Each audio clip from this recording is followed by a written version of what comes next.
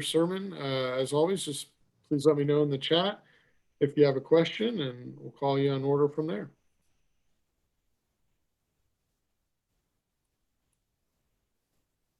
We'll go ahead and get started with Trace Travers from Rivals. Yeah, good morning, Coach. Morning, Trace. Wanted to ask about how you feel Mo performed in his first start there at inside linebacker. Yeah, Mo did some good things.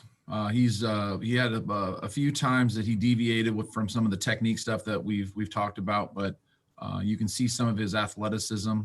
He was involved in the sack, and then he also had a nice drop that he and Josh Drayden kind of combined for a pass deflection.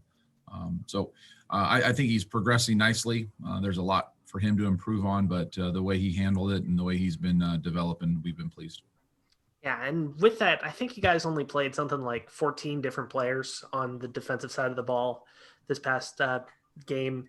How is there a want to get more guys in there, or do you feel like you're limited by depth, or guys aren't ready, or how is that situation working out?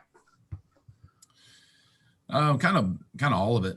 Right now we're the sole focus is continuing to put the guys in that we feel are ready to help us win games.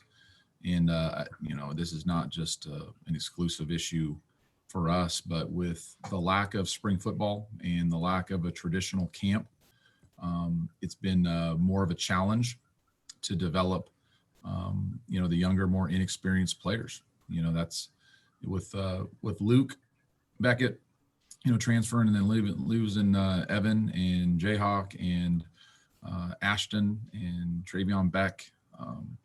Those are positions that, there was a lot of reps invested in, and there wasn't a lot of people playing behind them, quite honestly. And that's, kind of you're seeing the product of not getting those young guys, the traditional development that we would like. We're always looking at developing the guys that we currently have. And when we feel they give us an opportunity to help win the game, they will play. Do you feel like anyone's reached that point of being able to help you win games in the past week or so, more than had they have already been? I think guys are always developing. There's been some guys kind of in and out with some different, issues with being able to practice. But there's a lot of young guys that we feel that have bright futures ahead, and we just got to continue to develop them in practice. And when their opportunities come, we'll see how they do. Thank you. Okay, we'll move to Shaylin Singh from the Daily Cow. Hey, Coach. Now through 3 games, can you evaluate Elijah Hicks's transition to safety? What have you liked from him, and what do you want to still see him improve on as the season goes on? The effort in which Elijah always plays is something that we show the rest of the defense. The way he handles the communication, the maturity that he demonstrates, and the way he can adjust, and the way we can talk to him on the sidelines to make in game adjustments has been real positive.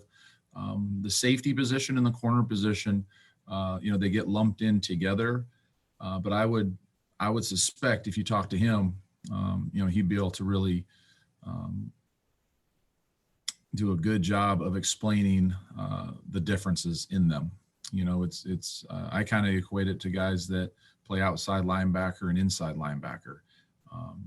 Some guys are more trained at an outside in vision than they are seeing the total picture like you are at safety or inside linebacker. And he's continuing to improve on that. And, the way he works, there's nothing that I don't think he can improve on. But overall, we all have to play better. For us to win games, we need to play better because the results aren't where they are or where they should be. Thank you. Okay, we'll move to Max Franke from Bear Insider.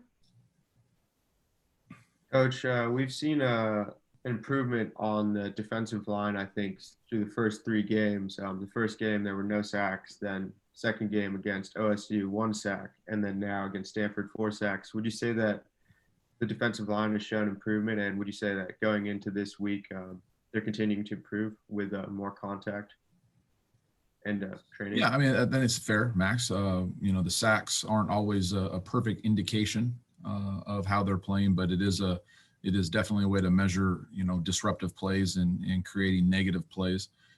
The first week, as everyone on the Zoom call knows, is not a fair way to assess the D line. And then as we've played more, I think we've gotten, like I said, I think we've improved. Those guys are taking the bulk of the reps in practice and the bulk of the reps in the games. And, the toughness they've demonstrated and the way they've practiced and the way they've handled themselves is, we're real proud of them. But it was great to get more disruption in the more of the drop back pass game, getting some sacks. I thought the guys in the back end, if you look at a couple of them, Mills was going through his first read, had to try to get to the second and third read, and he just pulled the ball down, and those guys did a nice job of getting them on the ground. Thanks, Coach. Okay, we'll go back to Trace Travers from Rivals. Yeah, you said something with Hicks moving from corner to safety that kind of made me think of what Coyne did on Friday with playing some outside linebacker. I know it's probably not a permanent change as far as you need him at inside linebacker, but in having him out there, what was the reasoning to put him there, and how do you feel he adjusted to that position? Yeah, we're having to get creative in some of our spacing. We saw Coyne play against what we call 22 or their 23T, which is essentially 22, but they had a 6 offensive lineman out there. And what he does with his length, he was difficult to block. He had some really good one-on-one situations. He thought he was a body type. And then when Coyne moved outside, we popped up Blake Ancelotis to play some will linebacker, and I wanted to get an opportunity to see him on the field. He's been doing some really nice things in practice. So with the lack of some of the size and some of the just the numbers issue with kind of that outside defensive end position, I thought Coyne was a perfect candidate. We kept it right in his wheelhouse of understanding what he needs to do in that situation. I believe we played it 14 to 15 times. Thank you. Then we'll go to Jake Curtis from Cal Sports Report. Yeah, Peter, could you talk about Shug's strengths and also Verdell, who I guess is going to play, and Dye?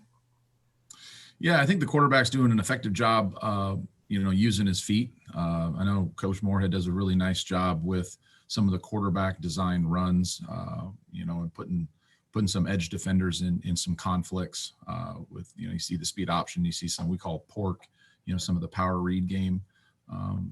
So those are always challenges when when they're having some design quarterback runs. And I think he's throwing the ball effectively. He's distributing the ball. They have opportunities that he throws the ball downfield. One got loose against Oregon State on a middle open kind of concept, and he threw a good ball. So he's got good arm strength. I think he's doing a good job of moving the ball, I guess, with his feet is the way to say it.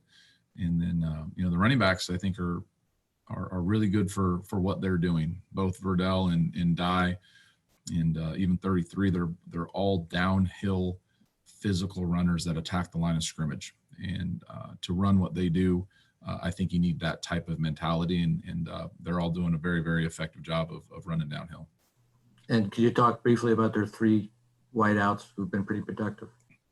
Yeah, the wideouts they all have good speed. Devon has obviously good size, but with Jalen and Johnny Johnson and with Pittman, getting back involved, there's 4 guys that can give you different size and speed matchup concerns. Thanks. Ashley Adamson, Pac-12 Networks. Hey, Coach, you sort of answered the question I was going to ask you about Shuck, but I guess just generally speaking, as you watch the film, what's the biggest challenge that Oregon's offense presents you guys? They got great size up front, and the tempo in which the downhill run game is going to come at us, and then the ability for them to go to tempo. I think that's our biggest challenge is getting lined up, getting the call, and then the downhill run game. The pistol is as a defensive coordinator, that's something that is unique. When it's run effectively, that thing gets going pretty fast, and they have great size, the offensive line. So you're going to see some displacement, from the first level of defense, at the defensive line position, and the linebackers have to do a great job of fitting and fixing the D line. And then just, I guess, generally speaking, I'm curious just kind of where the locker room's at right now. Obviously, it's not the start that you guys wanted, and there's been a bunch of stuff certainly out of your control that's contributed to that. But what's your sense of where the guys are at, sort of from a mental standpoint right now?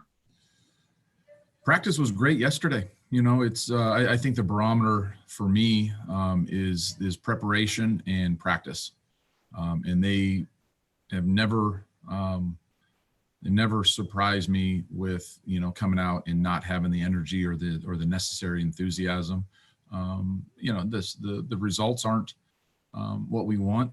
I think we continue to get better, and I think what Coach Wilcox has done a good job is we're continuing to coach them very hard. We're continuing to coach them with extreme detail on not just raising your voice, but how are we going to improve? What do you individually as a player need to do improve? As a position coach, as a play caller, it's all about remedying and putting ourselves in better position to win games. And I think Justin's really provided some good leadership and what he expects from the coaches and how we're going to equip our players to play better football and winning football.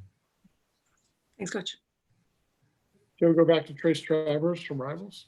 Yeah, you mentioned, if I heard this right, a middle open concept that Oregon runs. What does that mean? No, that was Trace. That was more Oregon State ran some quarters, some middle opens. Okay. They ran a switch vert on an over route, and Oregon State, I think they might have cut somebody free, and I'm just saying on that ball, they did a nice job of stretching the field. Yeah. And you guys see switch verticals in practice from your offense. Does that kind of help you with, I know it's not the same system, obviously, that Moorhead runs up there, but just seeing some of that stuff help. There's a lot more similarity in the pass game in our conference than the run game. Pass game to me is just time and space. Some of the formations and some of the ways they get to it off of motions, or like I said, some pre-snap alignments. But if you go through the conference, there's a lot of similarities in the drop back and even the quick passing game. Awesome. Thank you so much. Okay, we go back to Max Frankie from Barron Center. Yeah, going back to the mentality of the defense, Coach, obviously on Saturday, a lot of the unforced errors weren't the defense's fault. That was like offensive and special teams. To say the least, the defense played pretty well. What would you say is the mentality of the defense specifically of going into this game against Oregon? I think the mentality of the defense was, try to stop the run, which I think we ended up being under 100 yards, which gives you an opportunity to play the pass, and really is trying to get into good third downs. We had 12 third downs between 3 and 6, which you want the 6 pluses, 7 pluses. We had 2 over 10, and we won both of those. The third and 3 to 6s, we were at a 50-50 clip on that. The mentality of where we were, I thought the guys battled.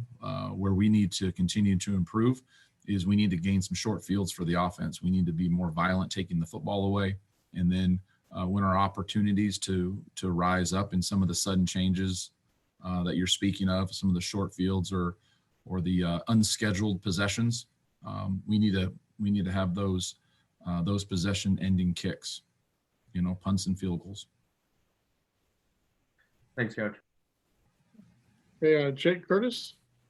Yeah, just curious. You mentioned that the pistol presents specific challenges. Can you elaborate on that? Why is that?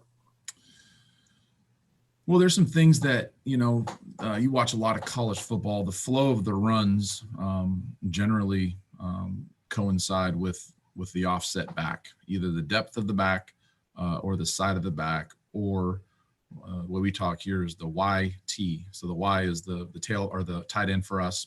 The T is the running back. So the YT relationship will tell you a lot about the flow of the runs and the expectations of our defense on what runs we're expecting to play.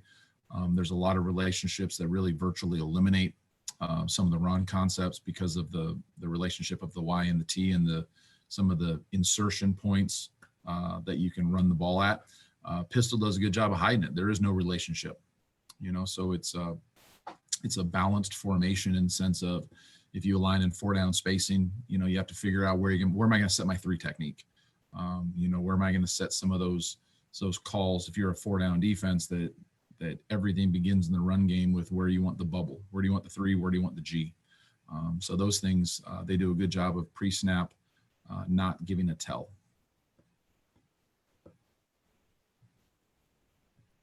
Thanks. Okay. Max Frankie, I think, has another question. Go ahead, Max. Coach, there was that fumble in the second half. I think it was one of the running backs who dropped the ball, and then Stanford got the ball in the Cal Bear half, and then it was like 3 or 4 plays on offense, and then they had a touchdown. Can you talk about what went wrong defensively on that series, on that drive? Well, I mean, it's execution in those situations. I thought we've done a substantially better job of minimizing what we call the mental errors or just the bust plays. And there's not, without getting very specific with, going back and telling everybody what exactly we're running and how we're fitting things. It's execution. It's an execution issue.